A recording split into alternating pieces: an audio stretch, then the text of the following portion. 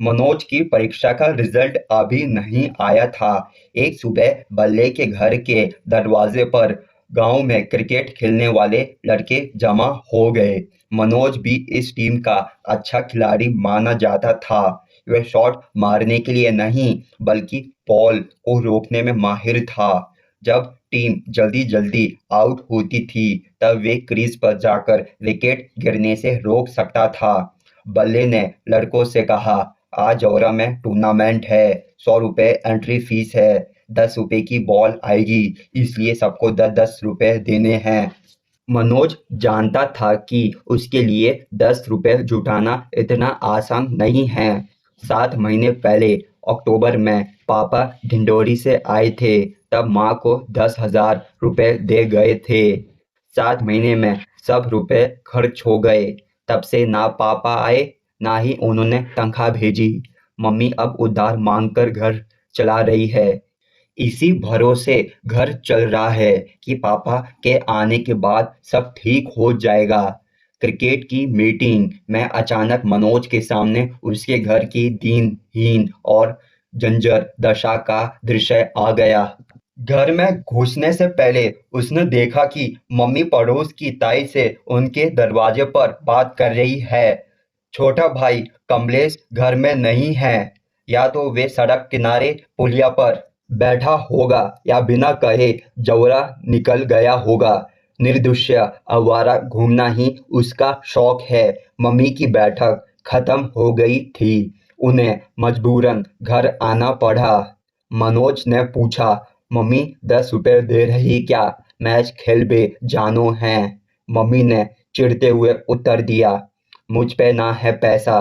तेरे बाप ने तो 7 महीने से मुंह ना दिखाओ। मैं उधार मांग के घर चला रही हूँ। मनोज को लगने लगा कि उसका खेलना अब मुश्किल है, लेकिन मन की निराशा को दूर करते हुए उसने किसी उम्मीद के भरोसे सफेद मटमैले पड़ चुके कपड़े के जूते पहने और लगभग दौड़ते हुए टीम के पास पहुंच गया। जौरा के मंडी मैदान पर टूर्नामेंट का आयोजन रखा गया था। टीम के बैठने और कमेंट्री के लिए एक टैंक लगा दिया गया था, जिसमें 50 प्लास्टिक की कुर्सियां डाल दी गई थी। 12 लोगों की टीम में मनोज को छोड़कर सभी ने फीस दे दी थी, इसलिए उसे आज खेलने का मौका नहीं मिला।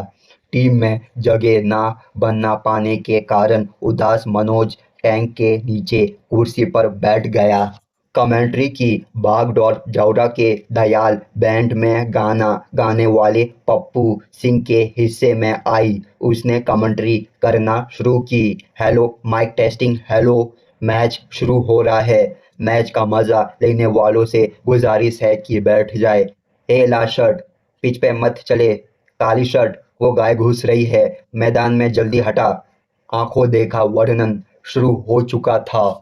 मैच के मुख्य अतिथि एसडीएम साहब काम में फंसे हैं, इसलिए वे बाद में आवेंगे।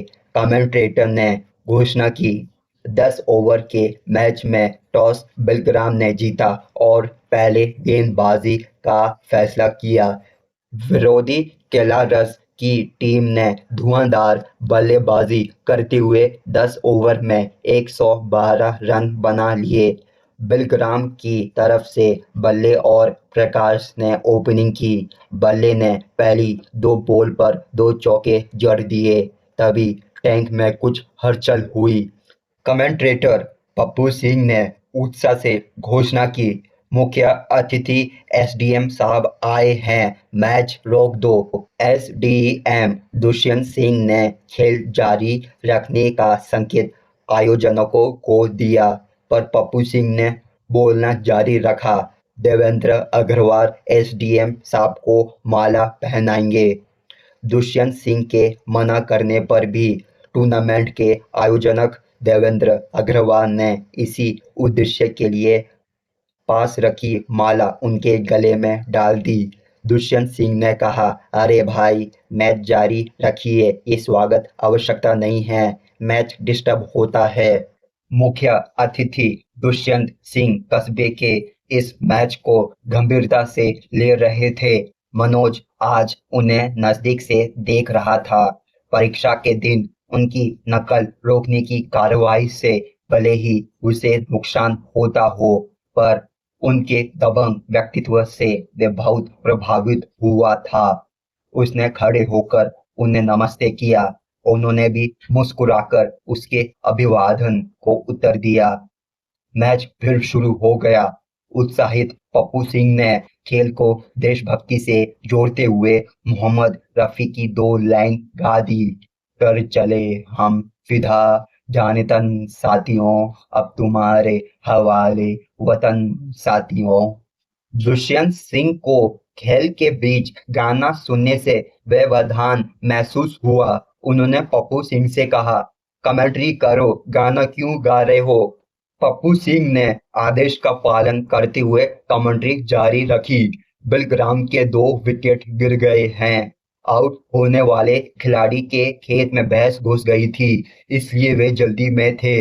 इस तरह की कमेंट्री सुनकर दुष्यंत सिंह के चेहरे पर नाराजगी के भाव आ गए। 7 ओवर में बिलग्राम के 55 रन में 5 विकेट हो गए थे। एक तरफ से बल्ले 40 रन पर अभी भी खेल रहा था, पर दूसरी तरफ से विकेट लगातार गिर रहे थे। मनोज को लग रहा था कि इस समय दूसरे छोर पर वे होता तो विकेट बचा सकता था और उसके गांव की टीम आज जीत सकती थी, लेकिन 10 रुपए के भाव में उसके गांव की टीम हार रही थी। वे इसी मानसिक जद्दोजहद में था, तभी अचानक पप्पू सिंह ने अपना माइक कुछ देर के लिए उसे थमा दिया और बहुत देर से रुकी हुई पेशाब करने चला गया। मनोज ने माइक पर अपने मन में चल रही उथल-पुथल को शब्द देने शुरू किए। इस समय बलराम की टीम बहुत नाजुक स्थिति में है। कप्तान बल्ले की कमजोर रणनीति उनके लिए परेशानी का कारण बन गई है। उनकी अच्छी बैटिंग के बावजूद दूसरे छोर पर विकेट गिर रहे हैं। इस समय एक ऐसे बल्लेबाज की जरूरत है जो दूसरे सिरे पर विकेट रोककर खेल सके, पर बिलग्राम की टीम में रुककर खेलने वाला कोई बल्लेबाज नहीं दिख रहा। कमेंट्री का अंदाज बदल चुका था। मजाक और हंसी की जगह अब कमेंट्री गंभीर और विश्लेषण परक हो रही थी। दुष्यंत सिंह का ध्यान अचानक बदली कमेंट्री पर गया। वे इस तरह की कमेंट्री से प्रभावित दिखाई दिए। पप्पू सिंह पेशाब करके वापस आ गया। उसने मनोज से माइक ले लिया।